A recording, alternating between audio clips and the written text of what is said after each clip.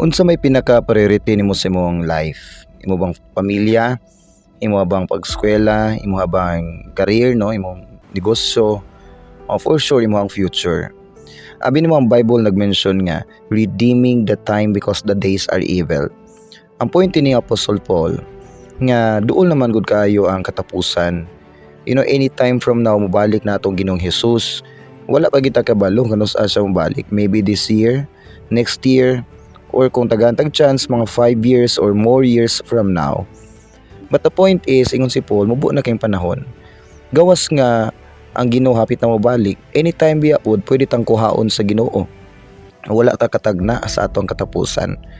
So yung si Paul nga gamita og maayo ang imong panahon nga nabang dili na nato ni sayangan, dili na nato ni usik-usikan.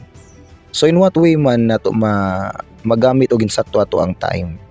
Yun mo na niyang time nga mubawi ka sa iyong mga pagkulang sa Ginoo. Pila imong edad karon?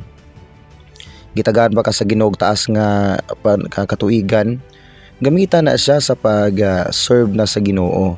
Imong talent ay nagsayangi. Nakapaymulos nagmayong secular ana. Tagain na pud og part ang Ginoo. Ang Ginoo binaghatag nimo nga gift kanang skills nimo. Ang imong time tagaig maayo ang Ginoo. Aron no one day kumubalik na si Christ, natubang ta siyang trono, siyang tubangan. Naatay mai-present sa iyang tubangan. Somehow proud ta nga natay nahimo para sa Ginoo. Bisag Kristohano na ka, moingon ka nga sigurado na ka nga mukuyog ka sa Ginoo dito sa langit. Yes, tinuod na siya.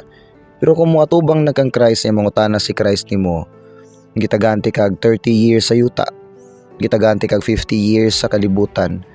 Sa 50 years nimo sa kalibutan, unsay gibuhat nimo para sa akoa? Pila may ako ang part ana, knowing ang entire life pa nato gihimo biya na para sa Ginoo.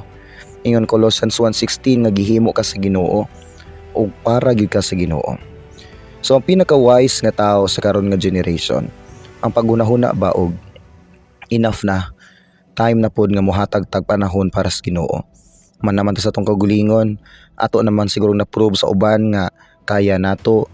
Nakita naman siguro sa uban nga ni success ka sa imuhang mga pagpaningkamot. It's about time nga lingian na pod ang Ginoo nga mo'y naghatag nimo na ng tanan.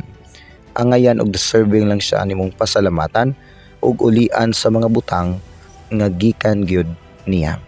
Tungod kay mosugot kag sa dili no, tanan biya kalit lang mawala. Ang pamilya kalit mawala. Ang trabaho kalit mawala. Ang imong health kalit lang mawala. Wala gi mo dugay sa atong mga kamot. Wala mo dugay sa atong mga pananaw. Kalit lang mawala ang tanan.